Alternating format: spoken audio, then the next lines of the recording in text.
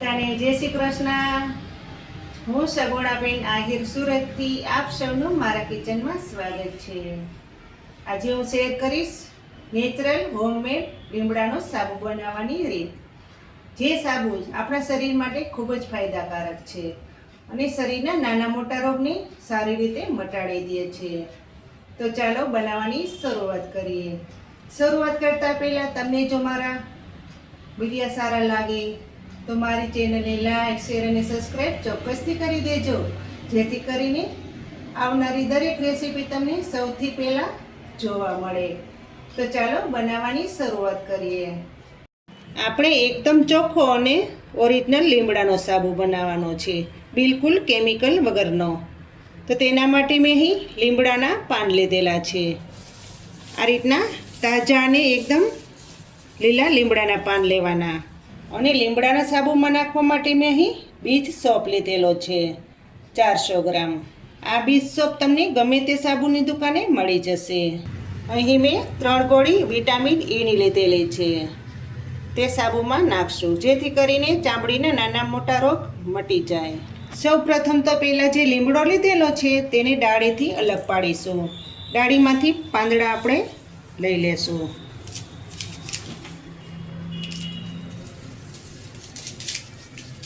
લીમડો મેં પહેલેથી ધોઈને તૈયાર કરેલો છે। લીમડાના પાનને મેં ડાળીઓથી અલગ કરી લીધા છે ને સરસ રીતે ધોઈ પણ લીધા છે। હવે ધોવાની કોઈ જરૂર નથી। હવે લીમડાના પાનની પ્યોરી તૈયાર કરશું।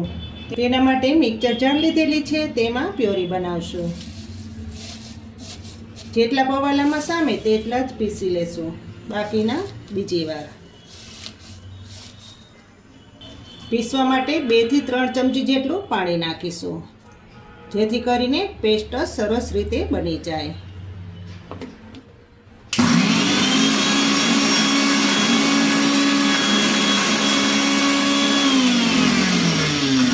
હવે જોઈ લેશું।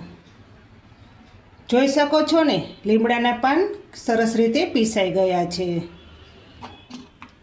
આ રીતની પેસ્ટ તૈયાર કરવાની। હવે એક વાસણમાં કાઢી લેશો।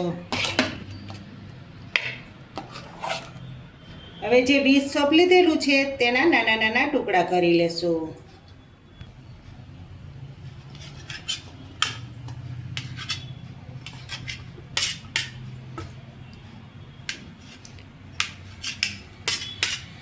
આપણે ડૉક્ટર પાસે જાય તો ડૉક્ટર પણ આપણે લીમડાના સાબુથી નાહવાની સલાહ આપે છે, કારણ કે આ સાબુ ખૂબ જ ફાયદાકારક છે। બીજ સોપના સરસ રીતે ટુકડા થઈ ગયા છે। આપણે સાબુમાં કોઈ કેમિકલ કે કોઈ કલરનો ઉપયોગ નથી કરવાનો। અહીં આપણે ગેસ ઉપર બીજ સોપને ઓગાળવા માટે પાણી ગરમ કરવા મૂકી દીધું છે। પાણી ગરમ થઈ જાય પછી આપણે બીજ સોપ મૂકશું। પાણી સરસ રીતે ઉકળી ગયું છે, તો તેની ઉપર હવે કઢાઈ મૂકશું। કઢાઈમાં આપણે બીજ સોપ નાખી દઈશું, જેથી કરીને સરસ રીતે પીગળી જાય।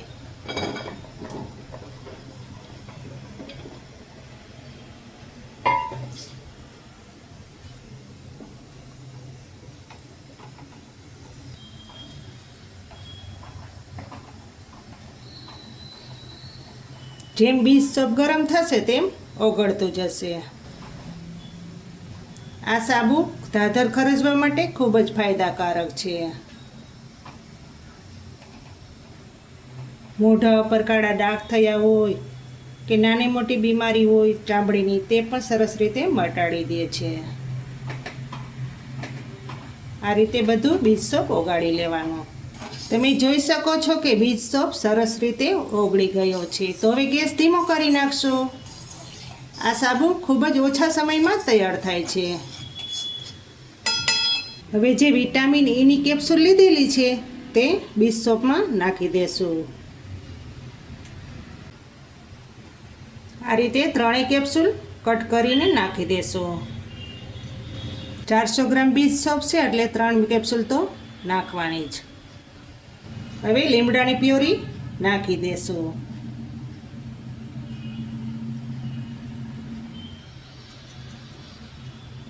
લીમડાની પ્યોરી તમે ગમે તેટલી નાખી શકો છો। તેનું કોઈ માપ નથી. જોઈ શકો છો ને કલર કેટલો સરસ આવ્યો છે.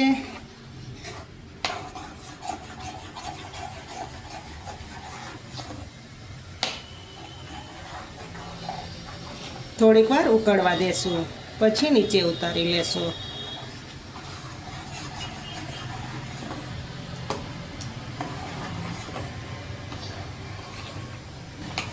આ સાબુના અનેક ઘણા ફાયદાઓ છે.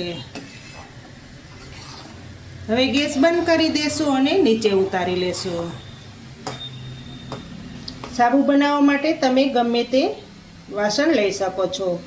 આ રીતના નાના ડબ્બા હોય તેમાં પણ તમે સાબુ બનાવી શકો છો. ઘરમાં પ્લાસ્ટિકની નાની વાટકી હોય તો તેમાં પણ સાબુનો શેપ આપી શકો છો. ખૂબ જ સાબુ સરસ રીતે તૈયાર થાય છે. આપણે આ ડબ્બીની અંદર ગ્લિસરીન કે ગમે તે લગાવીને સાબુ ઢાળી દેવાનો, જેથી કરીને આસાનીથી સાબુ બહાર નીકળી જાય. આ રીતની બધી ડબ્બીમાં લગાવી દેશો.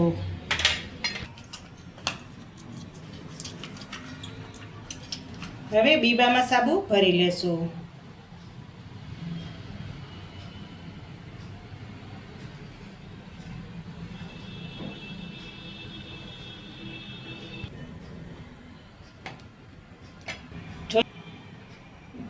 વાટકીમાં પણ ભરી લેશું.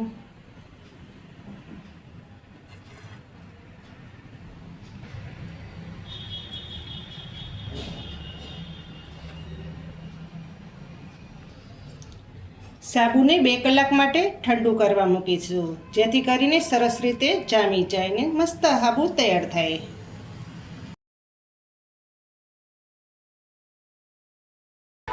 આપણે લીમડાના સાબુને 2 થી 3 કલાક માટે સૂકવવા મૂકેલો હતો. એ હવે સરસ રીતે સુકાઈ ગયો છે. તો હવે બહાર કાઢી લેશું.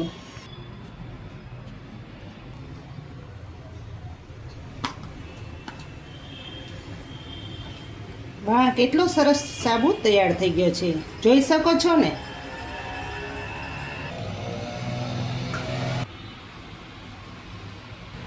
હવે જે વાટકામાં છે તે પણ કાઢી લેશું. જોઈ શકો છો ને કેટલો સરસ સાબુ તૈયાર થઈ ગયો છે. તો તૈયાર છે લીમડાનો સાબુ. બિલકુલ દુકાને મળે તેવો જ નેચરલ હોમમેડ લીમડાનો સાબુ તૈયાર છે. તમને જો મારી આ લીમડાના સાબુની રેસીપી સારી લાગી તો મારી ચેનલને લાઈક કરજો, શેર કરજો અને ભૂલ્યા વગર સબસ્ક્રાઈબ કરજો.